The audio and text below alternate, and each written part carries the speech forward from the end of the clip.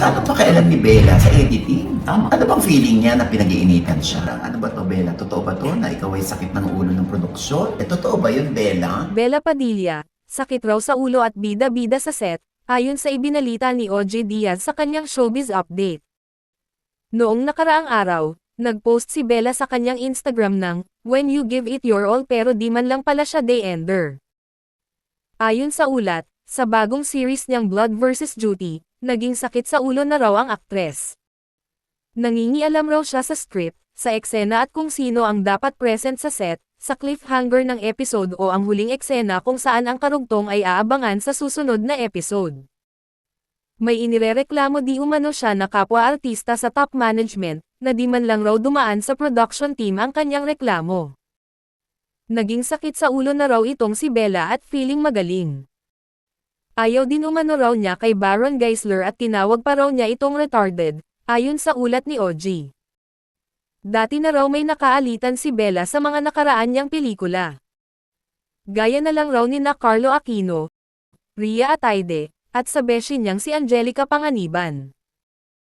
Inungkat muli ng mga netizens ang umano'y dating isyu ni Bella at Marian Rivera. Nainaway umano ng kapuso A-list actress si Bella dahil naging flirt raw ito kay Dingdong Dantes.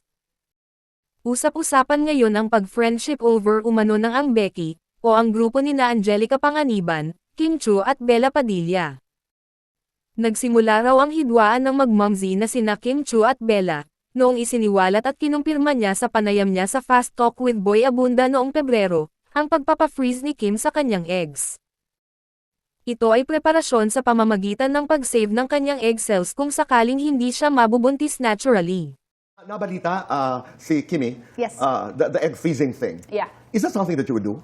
Actually, she asked me a few years ago if we would do it together, because we're the same age. So I'm very happy for Kim that she took this step in her life, if this is what she really wants to do. Napansin ng mga netizens na hindi na raw nag-flex ng kanilang friendship ang magkakaibigan.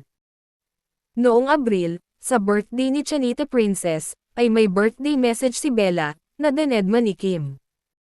No like, at no comment. Sa birthday naman ni Bella, ay wala ding greeting si Kim. Simula noong mabuo ang kanilang pagkakaibigan noong 2017, ay never pa raw na-absent si Kim sa pag-greet ng kanyang momzy. Pero sa taong ito, wala rin ang mag-BFF sa mga important celebrations sa mga buhay nila. Maanghang ang mga binitiwang salita ni OJ para kay Bella. Aniya, kung magaling ang tingin niya sa sarili, ay siya na lang raw ang mag-produce sa sarili niya pelikula. Kung ako kay Bella, no, kung feeling mo napakahusay mong artista, kung feeling mo hindi nasusunod yung direksyon ng karir na gusto mo, kung feeling mo ikaw ang dapat na day-ender, I think dapat ikaw na maging producer.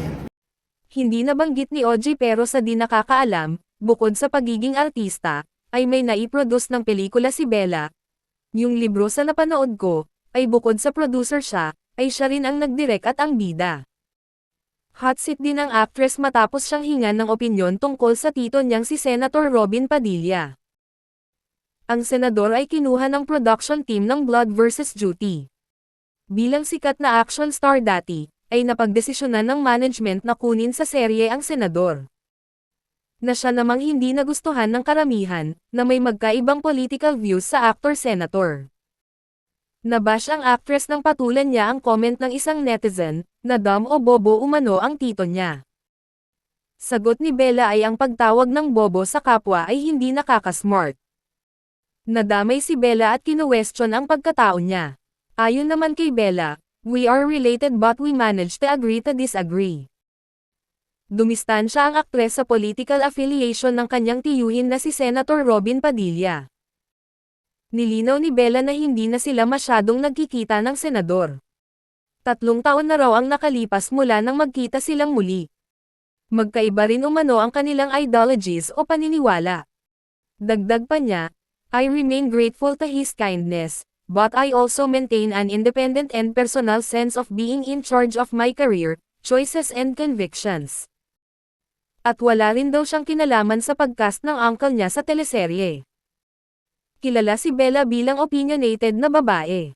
Kaya marami ang nag-aabang kung lilinawin ba niya ang ilan pang issues na kinakaharap niya, Lalo sa kumakalat na chismis na friendship over na sila ni Kim Chiu at Angelica. Anong say nyo rito? Huwag kalimutang magkomento. Totoo rin ba yan, Bella? Itatanong ko na rin na mula sa bibig mo yung salitang retarded. Sino? Si Willie Paro. Anong kinalaman ni Bella sa mga diskarte ng fraud, sa script, sa daloy ng kwento, sa mga eksena kung sino ang mga dapat na kasali? Hindi ko mag-gets na bakit daw ganun si Bella. Parang ang hirap daw katrabaho. Parang sakit daw ng ulo sa set.